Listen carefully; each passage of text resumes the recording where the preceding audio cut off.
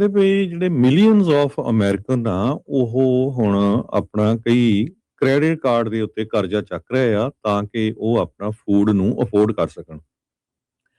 America ਦੇ ਵਿੱਚ ਪਿਛਲੇ ਕੁਝ ਮਹੀਨਿਆਂ ਦੇ ਵਿੱਚ ਜਿਹੜੀਆਂ ਫੂਡ ਦੀਆਂ ਕੀਮਤਾਂ ਆ ਉਹ 32% ਵੱਧ ਗਈਆਂ ਆ।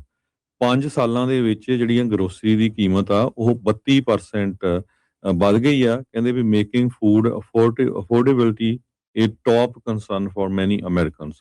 ਇਹ ਅਰਬਨ ਇੰਸਟੀਚਿਊਟ ਨੇ ਇੱਕ ਸਰਵੇ ਕੀਤਾ ਜਿਹਦੇ ਵਿੱਚ ਉਹਨਾਂ ਨੇ 7500 ਤੋਂ ਵੱਧ ਜਿਹੜੇ ਅਡਲਟ ਆ 18 ਸਾਲ ਤੋਂ ਲੈ ਕੇ 64 ਸਾਲ ਦੇ ਉਹਨਾਂ ਤੋਂ ਉਹਨਾਂ ਨੂੰ ਪਤਾ ਲੱਗਿਆ ਵੀ ਇਹ ਇਸ ਵੇਲੇ ਨੰਬਰ 1 ਕੰਸਰਨ ਲੋਕਾਂ ਦਾ ਗਰੋਸਰੀ ਦਾ ਆ ਵੀ ਇੰਨਾ ਜ਼ਿਆਦਾ ਜਿਹੜਾ 5 ਸਾਲਾਂ 'ਚ 32% ਜਿਹੜਾ ਪ੍ਰਾਈਸਿਸ ਆ ਉਹ ਵੱਧ ਗਈ ਆ। ਤੁਸੀਂ ਜਦੋਂ ਰੈਸਟੋਰੈਂਟ ਜਾਂਦੇ ਆ ਗਰੋਸਰੀ ਸਟੋਰ ਜਾਂਦੇ ਆ ਤਾਂ ਤੁਸੀਂ ਦੇਖਦੇ ਆ ਵੀ ਕਿੰਨੀ ਜ਼ਿਆਦਾ ਜਿਹੜੀ ਕੀਮਤ ਆ ਉਹ ਵੱਧ ਗਈ ਹੈਗੀ ਆ।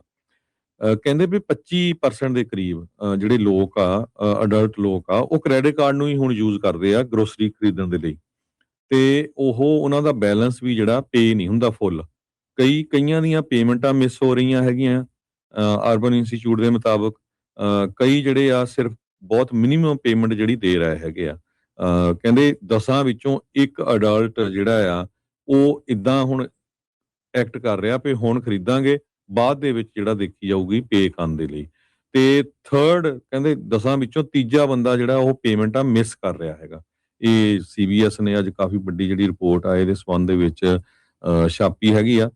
3 ਕੁਆਟਰ ਜਿਹੜੇ ਅਮਰੀਕਨਸ ਆ ਉਹਨਾਂ ਨੇ ਇਹ ਕਿਹਾ ਵੀ 75% ਮੰਨ ਲਓ ਇਹ ਕਹਿ ਰਿਹਾ ਵੀ ਸਾਡੀ ਤਾਂ ਜਿਹੜੀ ਇਨਕਮ ਆ ਉਹ ਇਨਫਲੇਸ਼ਨ ਦੇ ਨਾਲ ਕੀਪੇ ਨਹੀਂ ਹੋ ਰਹੀ ਤੇ ਕਿਉਂਕਿ ਇੰਨੀ ਜ਼ਿਆਦਾ ਮਹਿੰਗਾਈ ਹੋ ਗਈ ਆ ਤੇ ਉਹਦੇ ਨਾਲ ਸਾਡੇ ਕੋਲ ਜਿਹੜਾ ਖਰਚ ਕਰਨ ਦੇ ਲਈ ਉਨੇ ਪੈਸੇ ਹੈ ਨਹੀਂ। ਸੋ ਇਨਫਲੇਸ਼ਨ ਜਿਹੜੀ ਆ ਬਹੁਤ ਜ਼ਿਆਦਾ ਵਧੀ ਹੋਈ ਹੈਗੀ ਆ। ਕਹਿੰਦੇ ਵੀ ਜਿਹੜੇ ਮਿਲੀਅਨਸ ਆਫ ਅਮਰੀਕਨ ਆ ਉਹ ਹੁਣ ਆਪਣਾ ਕਈ ਕ੍ਰੈਡਿਟ ਕਾਰਡ ਦੇ ਉੱਤੇ ਕਰਜ਼ਾ ਚੱਕ ਰਹੇ ਆ ਤਾਂ ਕਿ ਉਹ ਆਪਣਾ ਫੂਡ ਨੂੰ ਅਫੋਰਡ ਕਰ ਸਕਣ।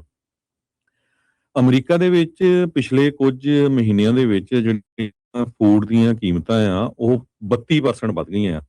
5 ਸਾਲਾਂ ਦੇ ਵਿੱਚ ਜਿਹੜੀਆਂ ਗਰੋਸਰੀ ਦੀ ਕੀਮਤ ਆ ਉਹ 32% ਵੱਧ ਗਈ ਆ। ਕਹਿੰਦੇ ਵੀ ਮੇਕਿੰਗ ਫੂਡ ਅਫੋਰਡੇਬਿਲਟੀ ਇਹ ਟੌਪ ਕੰਸਰਨ ਫॉर ਮੈਨੀ ਅਮਰੀਕਨਸ।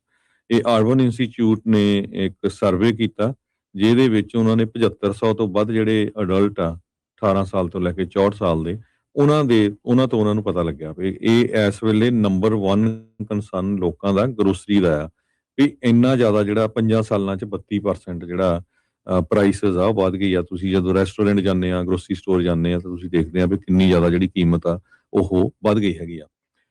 ਕਹਿੰਦੇ ਵੀ 25% ਦੇ ਕਰੀਬ ਜਿਹੜੇ ਲੋਕ ਆ ਅਡਲਟ ਲੋਕ ਆ ਉਹ ਕ੍ਰੈਡਿਟ ਕਾਰਡ ਨੂੰ ਹੀ ਹੁਣ ਯੂਜ਼ ਕਰਦੇ ਆ ਗਰੋਸਰੀ ਖਰੀਦਣ ਦੇ ਲਈ ਤੇ ਉਹਨਾਂ ਦਾ ਬੈਲੈਂਸ ਵੀ ਜਿਹੜਾ ਪੇ ਨਹੀਂ ਹੁੰਦਾ ਫੁੱਲ। ਕਈਆਂ ਦੀਆਂ ਪੇਮੈਂਟਾਂ ਮਿਸ ਹੋ ਰਹੀਆਂ ਹੈਗੀਆਂ ਅਰਬਨ ਇੰਸਟੀਚਿਊਟ ਦੇ ਮੁਤਾਬਕ। ਕਈ ਜਿਹੜੇ ਆ ਸਿਰਫ ਬਹੁਤ ਮਿਨੀਮਮ ਪੇਮੈਂਟ ਜਿਹੜੀ ਦੇ ਰਹੇ ਹੈਗੇ ਆ। ਕਹਿੰਦੇ 10 ਵਿੱਚੋਂ ਇੱਕ ਅਡਲਟ ਜਿਹੜਾ ਆ ਉਹ ਇਦਾਂ ਹੁਣ ਐਕਟ ਕਰ ਰਿਹਾ ਵੀ ਹੁਣ ਖਰੀਦਾਂਗੇ ਬਾਅਦ ਦੇ ਵਿੱਚ ਜਿਹੜਾ ਦੇਖੀ ਜਾਊਗੀ ਪੇ ਕਰਨ ਦੇ ਲਈ।